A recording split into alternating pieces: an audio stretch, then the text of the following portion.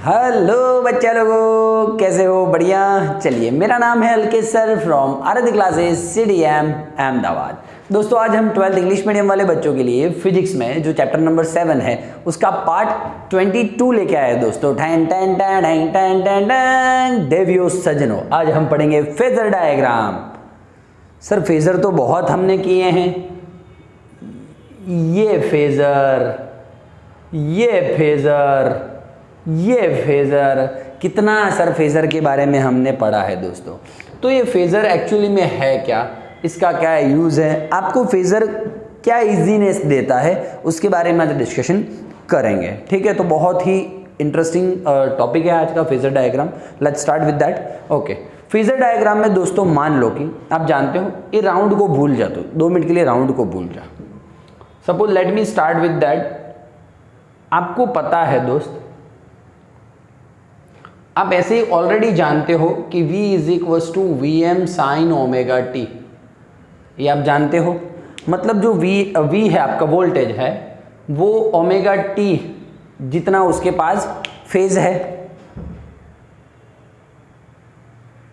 Omega T, मान लो मैं omega T phase ले रहा हूं V का। दोस्तों अभी ये जो फेजर डायग्राम में आप जानते ही हो, सारा मैंने आगे भी डिस्कशन किया है, लेकिन फिर भी ये फेजर डायग्राम में इतनी बातें आपके सामने आने वाली है, ध्यान से सुनना, ध्यान से सुनना। ये है आपका V, ठीक है। एक्चुअली में फेजर डायग्राम में ये V यहां पे है। मान लो किसी टाइम t पे, पहला टाइम है t1, चलो यहां पे है V आपका, ठीक है। ध्यान से सुना, मैं समझा रहा हूं सब। थोड़े टाइम के बाद ये फेजर यहां पे आएगा, बिल्कुल सर आएगा, तो वो दूसरा टाइम क्या हो जाएगा, ओमेगा t2 है ना। और ओमेगा क्या है, वो जो रोटेट हो रहा है ऐसे जुम जुम जुम जुम एंगल बना के, जुम जुम जुम जुम जुम जुम जुम जुम जुम जुम जुम 360 का एंगल बनेगा, ठीक है सर। फिर यहाँ पे आएगा, ठीक है, अच्छी बात है। ओमेगा t3 टाइम में, फिर ओमेगा t4 टाइम में आगे जाएगा ऐसे, t5 टाइम में इधर, t6, t7, t8, अलग अलग टाइम पे उसका जगह अलग अलग होगा, ठीक है। तो दोस्तों जो आपने वोल्टेज लिया है, मान लो कि वोल्टेज लिया है, या कोई भी क्वांटिटी लेते हो, वोल्टेज या करंट कुछ भी लेते हो आप दोस्तों, उसको हम रोटेटिंग वेक्टर बोलेंगे दोस्त। ऑल दो voltage and I R not vector quantity, but हम ये एक वेक्टर, देखो मैंने एरो मारा हुआ है और वो रोटेट कर रहा है, टक टक टक टक टक टक टक टक, तो ये रोटेटिंग वेक्टर है, जिसी को अभी तक हम फेजर बोल रहे थे। आपने क्या ये पहली बार देखा है ऐसा एरो, है ना? ये राउंड पहली बार देखा है दोस्तों। राउंड से समझ में आएगा, गजब लेवल की बातें होंगी। चलो ठीक है, ठीक है, रोटेटिंग वेक्टर बोलेंगे। ये जो रोटेटिंग वेक्टर का लेंथ है भैया, ये इसका जो लेंथ है ना दोस्त, ये वाला, ये दोस्तों लेंथ तो ज़्यादा कम थोड़ी होगा। ये घड़ी मान ले तू, चल घड़ी समझ ले। घड़ी में जो मिनट हैंड होता है वो 2 पे हो, 3 पे हो, 4 पे हो, 5 पे, 6 पे, 7 पे, 8 पे, 9 पे या 12 पे, कहीं पे भी हो, मिनट हैंड का लेंथ चेंज हो जाता है क्या? नहीं होता ना, पोजीशन अलग अलग है। कभी मिनट हैंड 1 पे होता है, कभी मिनट हैंड 2 पे होता है, कभी मिनट हैंड 3 पे होता है, बात बोल रहा हूँ, ठीक है। तो दोस्तों ये जो है रोटेटिंग वेक्टर का लेंथ, वो उस क्वांटिटी का, what ever the quantity is voltage और करंट, एम्पलीट्यूड और पिक वैल्यू डिसाइड करता है। क्या डिसाइड करता है? पिक वैल्यू दोस्तों, ठीक है। और हम अलग अलग डिफरेंट टाइम पे t1, t2 dash dash dash tn, अलग अलग समय पे हम उसका वैल्यू फाइंड कर सकते हैं, है ना। किसका? उस क्वांटिटी का वैल्यू फाइंड कर सकते हैं। मतलब कि ये भी बोल सकता हूं, हम अलग अलग फेजर भी ड्रॉ कर सकते हैं, अलग अलग फेजर ड्रॉ कर सकते हैं। चलिए आइए दोस्तों, उसी फेजर को समझाने के लिए मैं आया हूं दोस्तों आपके पास। अब ये वोल्टेज है, यहां से निकला होगा, मान ले कहीं से भी निकला, यहां से निकला होगा, चलो यहां से स्टार्टिंग में V इज इक्वल्स टू 0 पे, फिर घूम घूम के एक चक्कर पूरा करेगा, तो उसी को वेव फॉर्म में मुझे शो करना है, वेव फॉर्म में। तो ऐसे वेव फॉर्म में शो कर दूं मैं, ठीक है सर, कोई इश्यू नहीं है, कोई गल नहीं। ओके चलो आ जाओ, बहुत ही मस्त बातें होने वाली हैं। अब इस वेव फॉर्म में आप जानते हो बचपन से, हाँ मतलब 12वीं साइंस जब चालू होगा वो बचपन रहे।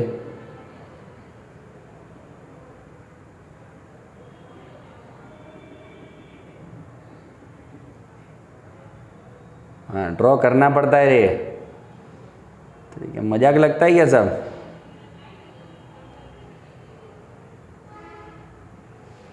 थोड़ा आगे पीछे हो यार, फिर तुम दिमाग में नहीं ले लेना।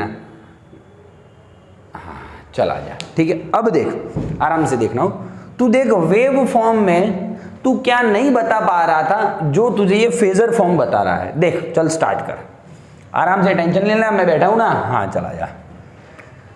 मान लो कुछ एंगल बना के वोल्टेज का वैल्यू ये है, थोड़ी मिनट के लिए मैं हटा देता हूँ, गिच्चम पिच्चम हो जाएगा बहुत सारा, ठीक है। थोड़ी देर, ये कुछ एंगल बना के वोल्टेज का ये यहाँ पे पोजीशन है। अब दोस्तों वोल्टेज का वैल्यू क्या, वोल्टेज का उस टाइम पे वैल्यू क्या, वोल्टेज का वैल्यू मैक्सिमम तो Vm है, लेकिन t1 टाइम पे वोल्टेज का वैल्यू बताइए। तो दोस्तों उसके लिए क्या करते हैं पता है, ये अब देखिए दोस्तों आराम से देखना, ये ओमेगा टी है, ओमेगा टी है, तो सुनना आराम से।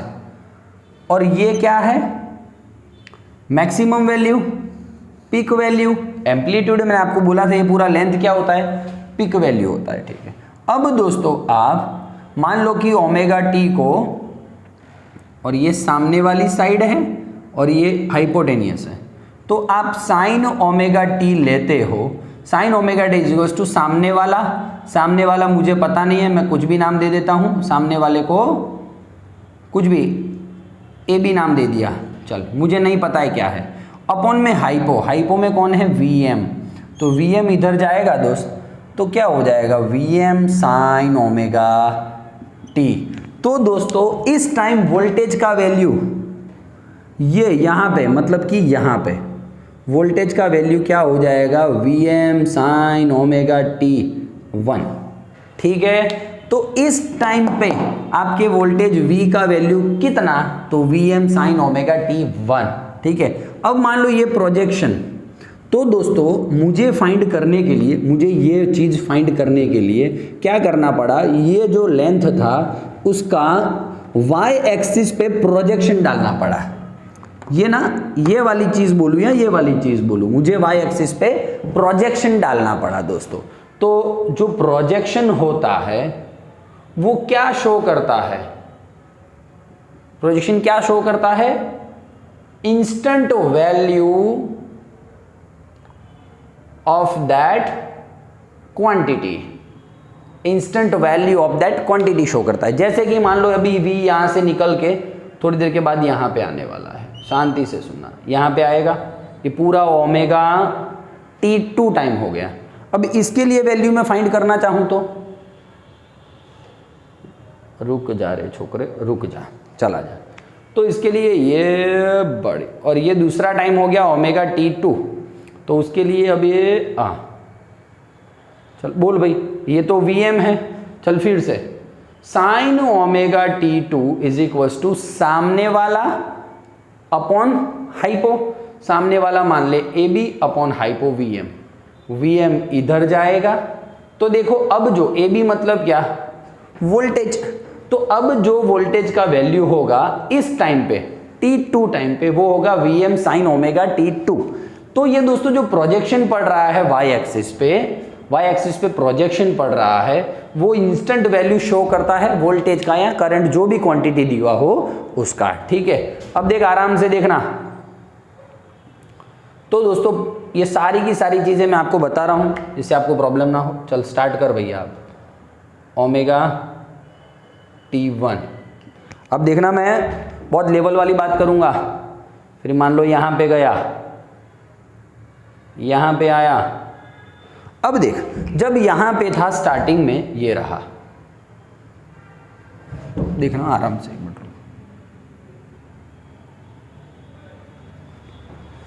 तो जो वोल्टेज का वेव फॉर्म है उसमें देख आपको ऐसे ही पता चल जाएगा ओमेगा T1 पे वोल्टेज का वैल्यू ये रहा यहाँ पे, है ना। मान लो ये शो करता हूँ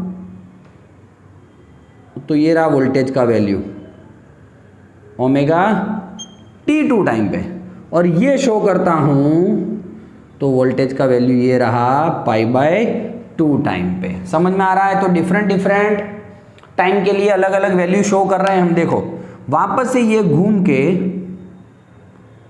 यहां पे आता है, तो अब हमें पता चल रहा है सर, अब हमें पता चल रहा है कि वोल्टेज अब वापस जाते टाइम इतनी वैल्यू है, मतलब कि यहां पे, ठीक है। फिर और मैं आगे आऊं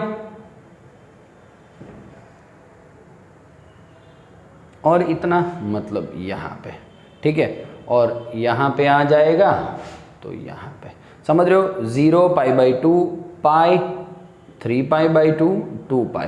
तो ऐसे दोस्तों प्रोजेक्शन से आप अलग अलग इंस्टेंट पे वैल्यूज फाइंड कर सकते हो, और आपको वोल्टेज का देखो कितना वैल्यू है, कितने फेज के बाद वोल्टेज का पोजीशन कहाँ है वो आपको पता चल रहा है वेव फॉर्म में। बोलिए डन है। तो वेव फॉर्म में आप डायरेक्टली इतना अच्छी तरह से पता नहीं लगा पाते थे जितना इसमें पता चल रहा है। बोल डन है कि नहीं, क्लियर है। तो ये है आपका phasor diagram, nothing else. Phasor diagram क्या इजीनेस देता है, रोटेटिंग जो वेक्टर घूम रहा है वो आपको बहुत इजीनेस देता है। इंस्टेंट वैल्यू आप किसी भी टाइम पे वी वोल्टेज का वैल्यू कितना होगा वो आप फाइंड कर सकते हो बाय फेजर, ठीक है। वो आप वेव फॉर्म आपको उतना क्लियरिटी नहीं देता है। बोल डन है। एक बार देख ले तो जरा, मैं देख लूँ तो जो दिख रहा है कि नहीं दिख रहा है भाई।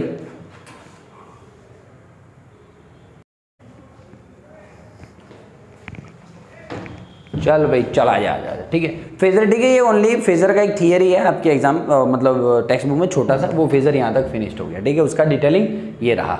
अब दोस्तों मैं आपको सीधा कनेक्ट करता हूँ कि फेजर बनाइए, फेजर डायग्राम बनाइए, किसके लिए पता है, एक मिनट रुक जा, ये मैं रफ कर दे रहा हूँ, काम है मुझे थोड़ा। तो फेजर डायग्राम बनाइए XC is greater than XL के लिए। Oh sir, XC greater than XL के लिए फेजर डायग्राम बनाइए। हमने LCR में ऑप्शंस देख चुके हैं हम, XC is greater than XL वाला, उसी से दिमाग थोड़ा लगाना शांति से। तो देखिए दोस्तों, अब XC ग्रेटर देन XL में तो I भी आएगा V भी आएगा, लेकिन जब XC is greater than XL होता है तो सर्किट कैसा बन जाता है, कैपेसिटिव बन जाता है। तो दोस्तों I लीड्स V, है ना, I और V के बीच में कुछ फेज एंगल होता है, मैं आपको समझा रहा हूँ, रुकिए 2 मिनट। चलिए फटाफट XC is greater than XL वाला टॉपिक लो। तो सर ये रहा, ये ऐसा फेजर से कितना इजी काम कर दिया दोस्तों, आपकी सारी थियरीज मैंने इजी कर दी थी। ये I था, IC IL IR था, दिख रहा है कि नहीं दिख रहा है भाई, रुक जा मैं नीचे बनाता हूँ थोड़ा, ठीक है, आराम से देखना, कोई उतावल नहीं है हमको, जो उतावल करेगा वो लोचा मारेगा, ठीक है, ठीक। अब देख दोस्त, IR है वहाँ पे VR होता ही होता है, तो सुनना आराम से। ये VC यहाँ पे होता है, क्यों VC यहाँ पे होता है दोस्तों, C वाले केस में, कैपेसिटर वाले केस में I से वोल्टेज π/2 जितना कम होता है, और VL, ठीक है। फिर यहाँ पे हमने VL लिया था, फिर ये VC माइनस VL लिया था, फिर ऐसे करके कुछ ऐसे किया था, ठीक है ना।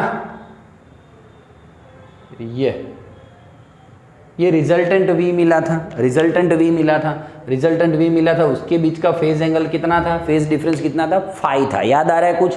तो देखो दोस्तों, इसमें I leads by V by phi angle, phi angle है बीच, दोनों के बीच का फेज डिफरेंस कितना है, फाई है।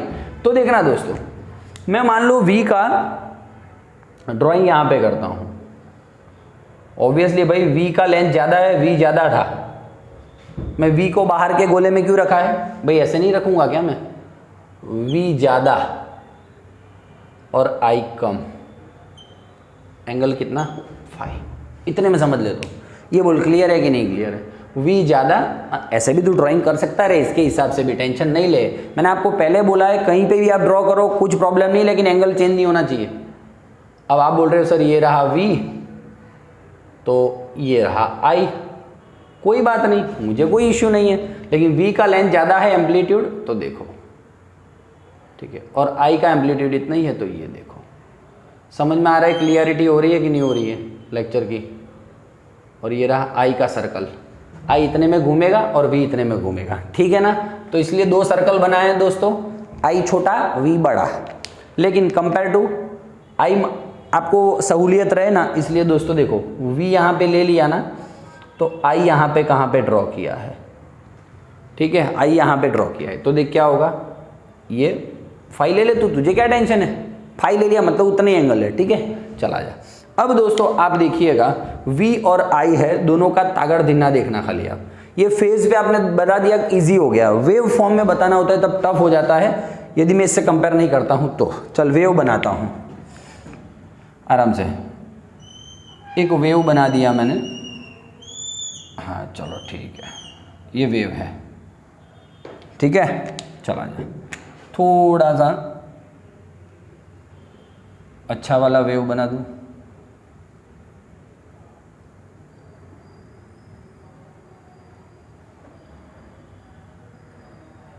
हाँ ठीक है, चला जा।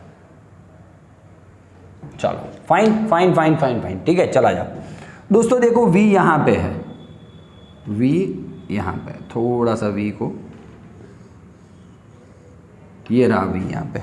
अब देख दोस्त, और दूसरा v स्टार्टिंग से यहाँ से स्टार्ट हुआ होगा, समझना बात को। देखो मैंने v का वेव फॉर्म बनाया है, ये रहा, समझना बात को क्या बोलने जा रहा हूँ, ठीक है। अब v में आपको इसका इंस्टेंट वैल्यू बताना है,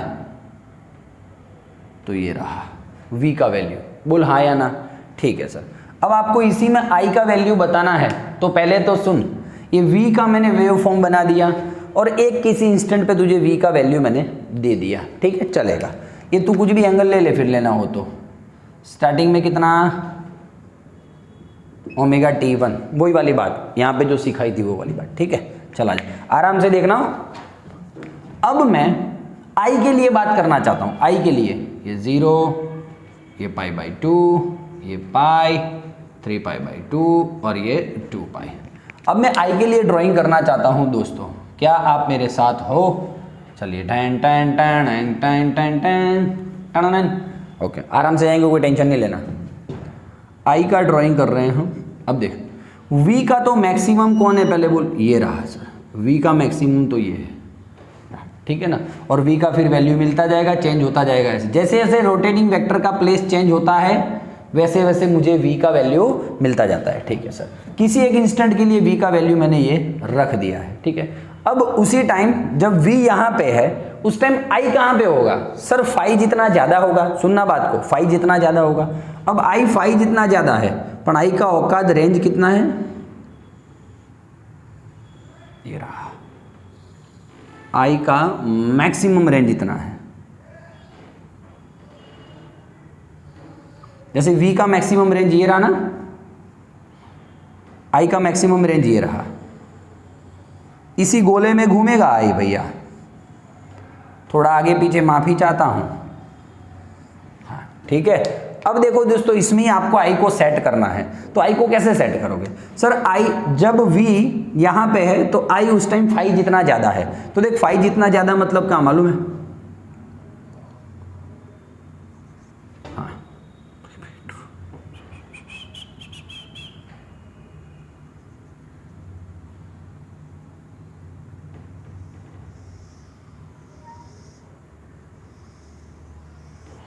क्यों i यहाँ से स्टार्ट हुआ सर, क्यों i यहाँ से स्टार्ट हुआ, v यहाँ से स्टार्ट हो रहा है और i यहाँ से स्टार्ट हो रहा है, मतलब कि i कितना है, थोड़ा सा आगे है, वो थोड़ा सा आगे मतलब फाई जितना आगे है।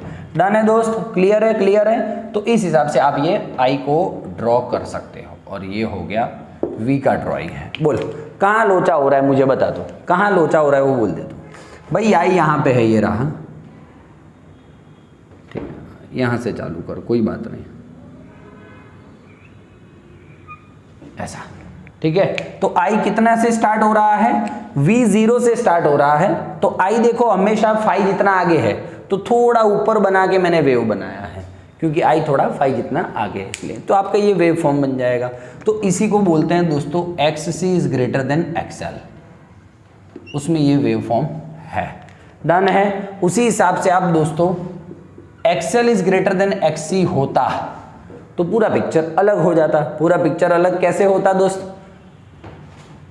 आजा चल बता दूं तुझे। ये V R sorry I R I L I C, ठीक है। वी एल ज़्यादा ना, वी एल ज़्यादा है वी सी से, मतलब वही एक्स एल ज़्यादा है एक्स सी से। दूसरे केस की बात कर रहा हूँ। तो देख दोस्तों वी एल ज़्यादा है और ये वी सी कम है, तो यहाँ पे वी सी, तो यहाँ पे वी एल माइनस वी सी, सब लिख चुके हो आप, और ये होगा रिजल्टेंट वी। अब तू बता XL is greater than XC के केस में आई यहाँ पे है और वी यहाँ पे है। तो अब देख दोस्त आई से वी है ना, फाई जितना आगे रहेगा, तो ये पूरा पिक्चर उल्टा हो जाएगा। पूरा पिक्चर उल्टा हो जाएगा, लेकिन वी का वैल्यू तो मैक्सिमम ही रहेगा, मतलब बाहर वाले सर्कल में ही वी रहेगा, है ना। लेकिन ये जो यहाँ से स्टार्ट होगा वी और यहाँ से स्टार्ट होगा आई, ठीक है। वो बुक में लिखा नहीं है, मैं आपको समझा रहा हूँ खाली, ठीक है। ओके डन है। एक बार स्क्रीनशॉट ले ले, चल थोड़ा और कुछ समझा देता हूँ।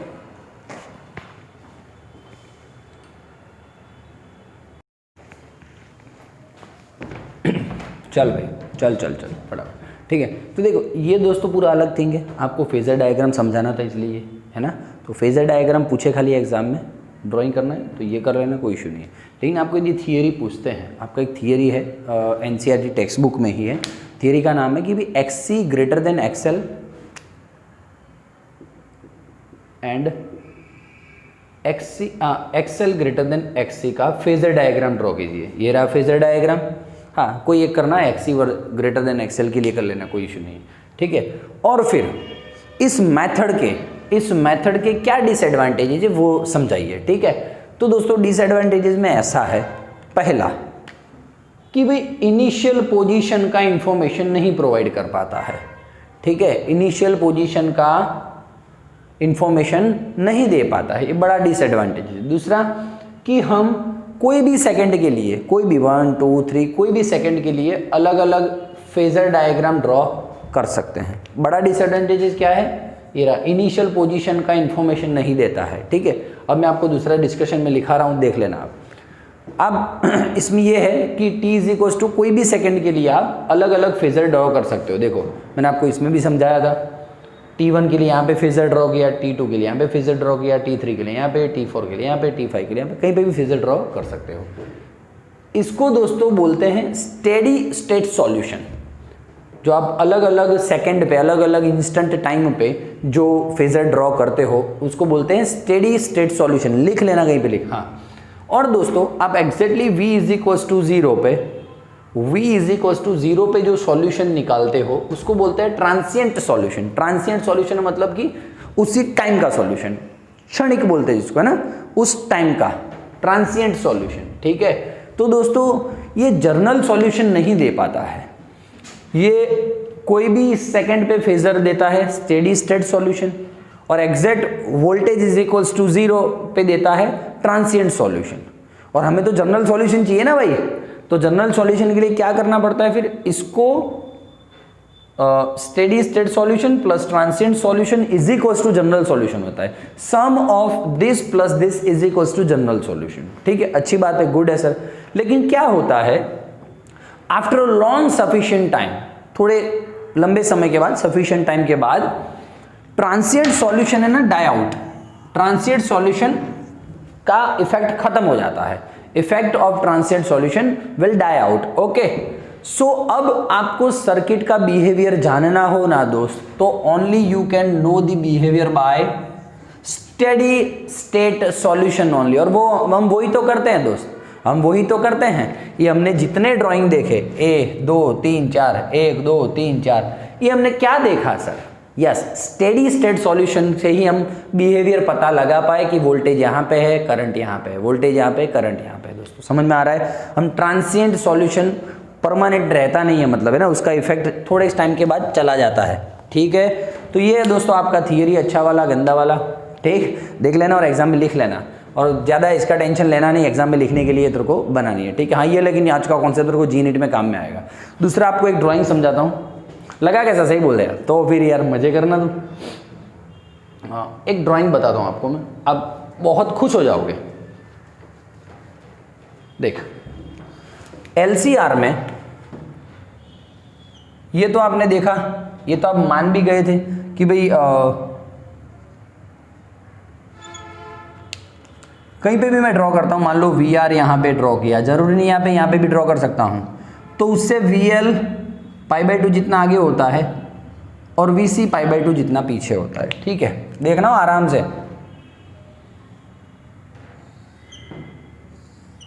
आपको मैं असली औकात बता दो इनकी सबकी, ठीक है। मान लो मैं ड्राइंग कर रहा हूँ, हाँ इसको भी आप फेजर में बांध सकते हो, समझ में आ रहा है। हाँ इसको भी गोले में बांध सकते हो, लेकिन नहीं बांधना, कुछ काम नहीं है अभी, ठीक है। चला जा। अब दोस्तों ये हो गया आपका VR, मान ले ये वोल्टेज का फेजर है, रेजिस्टेंस का वोल्टेज का फेजर ड्रॉ कर रहा हूँ मैं। अब देख आराम से सुनना तू, VR है, जिस टाइम VR का सिचुएशन ये है उस टाइम VL उससे π/2 जितना आगे है, VR कहीं पे भी है, VL उससे π/2 जितना आगे है दोस्त। तो मान ले कि अभी VR 0 है, सुनना आराम से, VR यहाँ पे 0 है, तो VL कहाँ पे होगा, उससे π/2 जितना आगे होगा। तो दोस्तों मैं ऐसे ड्रॉ कर सकता हूँ VL को, ऐसे कुछ,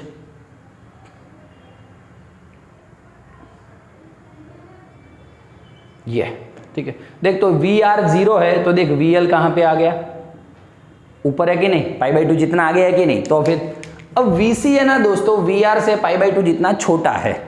तो देख अब आराम से देखना तू, VR जब यहाँ पे है π/2 पे, एग्जैक्ट कहाँ पे है, π/2 पे है VR, तो VC कहाँ पे है, VC उससे π/2 जितना छोटा है। तो देख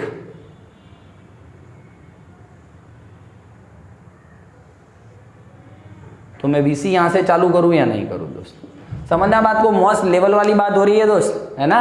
ये रहा दोस्त, तो ऐसे ड्राइंग भी आप मुझे याद करोगे लाइफ में दोस्तों। ये ड्राइंग बहुत अच्छे हैं, आगे इंजीनियरिंग में भी काम में आते हैं दोस्तों, टेंशन नहीं लेना।